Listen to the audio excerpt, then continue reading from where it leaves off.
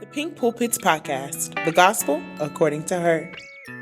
The Pink Pulpits Podcast explores the living, learning, and leading of women in the 21st century. How does the modern woman handle the world the gospel way? This podcast is for women in ministry, women surrounded by ministry, and so many more. Join us weekly on Saturdays at 6 p.m. for the Pink Pulpits Podcast, the gospel. Hey everybody, to welcome to the Pink Pulpit Podcast. This is getting ready to be an episode that you do not want to miss. But I want to welcome you to the gospel according to her.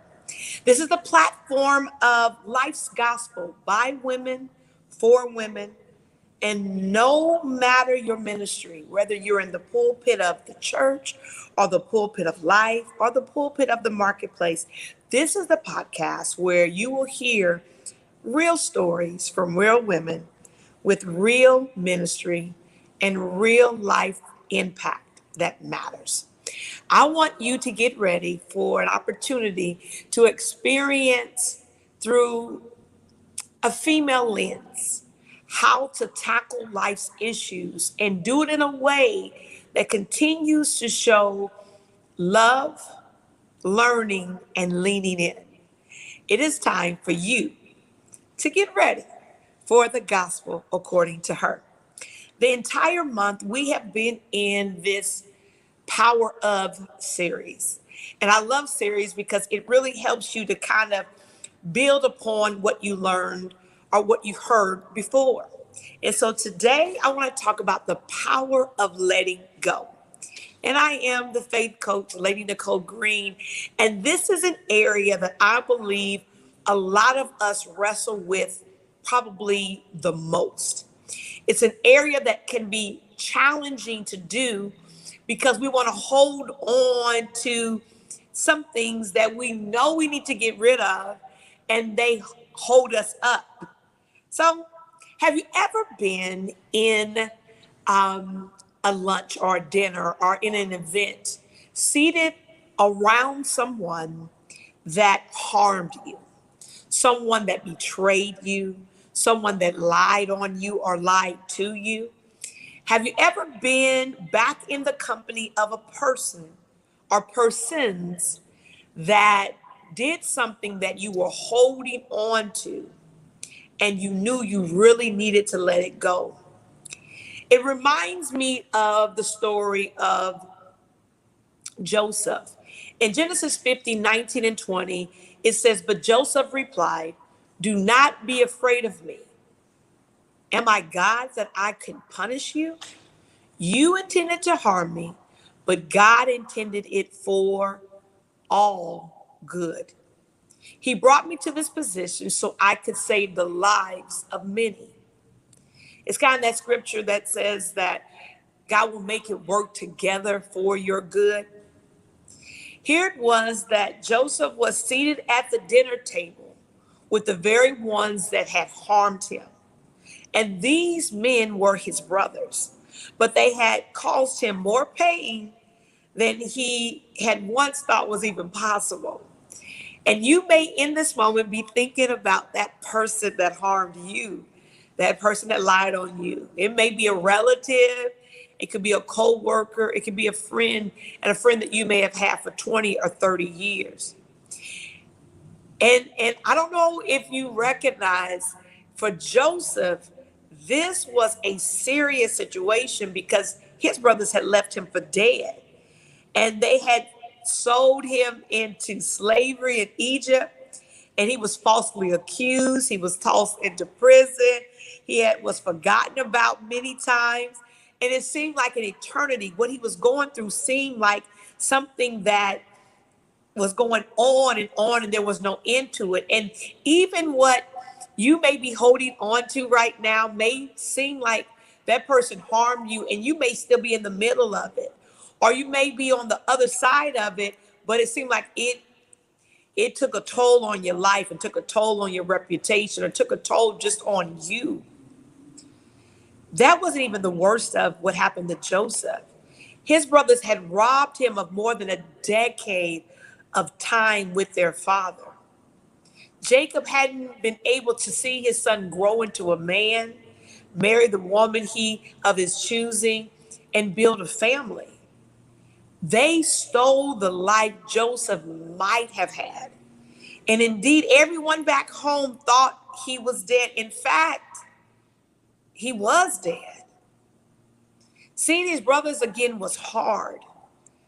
And when they had returned with the youngest brother, Benjamin, it was too much for Joseph. And Joseph had dinner served to his brothers, but he rushed to his chambers, if you remember that story, and he needed time to himself, time to let out the tears, let out the pain that he could no longer hold back. And I'm talking to someone this podcast, and you may be saying to yourself, that sounds like what I'm going through right now. I was just in that situation, or I'm getting ready to come into a moment where I'm getting ready to see that person again. Or you may have been in that moment and you didn't hold it back. You went off on them, or you told them a little bit about themselves. Alone in the room, Joseph, he wept bitterly. And they say that time has a way of healing old wounds, but this wound eased and it oozed out painfully, bitterly. And if it had just happened, is that you? That you find yourself in that very moment feeling that same way? Saying to yourself, it feels like it just happened in this moment at this time. You may have a wound that your mother calls, a wound that your father calls, or someone that you thought would never do that, and they've done it. The first time Joseph saw his brothers in Egypt was nearly 2 decades after they had sold him into slavery. And all of them were grown men by that time, and some were even grandfathers. And despite the years, the aging, and the distance, Joseph recognized them as his brothers. Yet they saw only a powerful Egyptian who had food they could buy amid a terrible time that was happening. And I don't know about you, but you may be at a different place in a different season, and the person may have even forgot about what they did. They may be acting like nothing ever happened. They may not recognize you in this new space. That happened to me one time. It was years later, and something had happened to me in high school, and I saw this person years later, and they were having a conversation with me, and it was like, I'm thinking to myself, do they remember the last time and what happened? But I had something that person could benefit from. So they didn't even see me as that teenage girl. And what I want you guys to understand is that in those moments, you've got to really make a decision whether you're going to let it go or not. You got to make a decision whether you're going to Enjoying the Pink allow Pulpits Podcast? the hurt, the pain, Be and the sure to like and bitterness follow us to on Spotify continue to at Pink Pulpits be Podcast. something that Subscribe you're to our holding on YouTube to, or at are Pink you big Pulpits enough Podcast. to let it Like go? and save our website at In this pinkpulpits.org moment where and get our Joseph amazing No he More had a Silly new Women name, app to get all updates on the Pink Zephaniah Pulpits Paniah, Podcast. And which remember, means it's the God gospel speaks. according to her. He had an Egyptian wife and family. By no means did he appear to be anyone other than the second most powerful man in Egypt. And these Hebrew travelers had no idea the man to whom they had bowed was actually their brother. And that was what was happening to me in that moment. I don't think that person recognized who I was. And in my mind, I'm thinking, they gotta know, they gotta know, they gotta know. But here was Joseph's brothers didn't even recognize him. Upon seeing his brothers, Joseph needed a way to keep them close. So he devised the plan. He inquired about his younger brother Benjamin and his father, and required his brothers to bring Benjamin to Egypt if they were to receive any more aid. And he was glad to hear his brother and father were still alive and well, and he had to see Benjamin for himself. I'm not telling you to devise a plan if that person doesn't recognize you or acts like they didn't do anything. I just believe that sometimes people are in spaces where they're outside of themselves, and they may now have grown to a place where they're better and they're not that person who they used to be. And then you have to decide, are you going to hold on to the person they were? Or are you going to let it go and allow the new of who they are to be that person that now you're engaging with? All the bad things that had happened to Joseph in that last 19 years must have been at the forefront of his mind as he stood in his room weeping. And I don't know about you, but I imagine like I was in that moment. I mean, my blood was pumping, my heart was beating through it. I thought they could hear my heart, because in that moment, everything is rushing. The thoughts are rushing, the disappointment is rushing, the hurt is rushing. And I'm getting even vengeful, if I may say it, in this moment. But seeing Benjamin was a stark reminder of all he had lost, all the moments he had missed out on. Yet, as much as Joseph might have wanted to hate his brothers and to cause them harm and that same hurt, he could not really. He knew that if it hadn't been for the evil plan, he wouldn't have been in the current position that he was in. If his brothers hadn't done any of that stuff to him, he couldn't be who he was today, able to help them. And for me, that was the same thing. I was in a position to help that person. I can't say what they did put me in that position, but I was now in a different position in life. And I do believe I learned from that experience, and that it helped to mold me into the person that I was at that point. And I had a decision to make, to let it go or to move past it. God had even given him the dream of what he was seeing, that his brothers would bow down. And his family thought his dreams were crazy. His brothers were even trying to kill him over it. Yet he still could not hate them, because what God had showed him was happening. Later, after Joseph tricked his brothers into thinking he was going to take Benjamin prisoner, he decided to give up the charade. He probably wasn't sure that he wasn't sure of what he would say, but he believed that all of what had happened to him had happened for him to be in the position that he was. He knew who he was, so he simply just said, "I am Joseph, your brother, whom you sold into slavery. But don't be upset and don't be angry with yourselves for selling me to this place. It was God who sent me here ahead of you to preserve your life." And I invite you today to let it go, that there's power in it. It puts you in a new position to be able to extend grace, to extend a hope and a help that you may not have been able to give if you weren't in the position you currently end up being.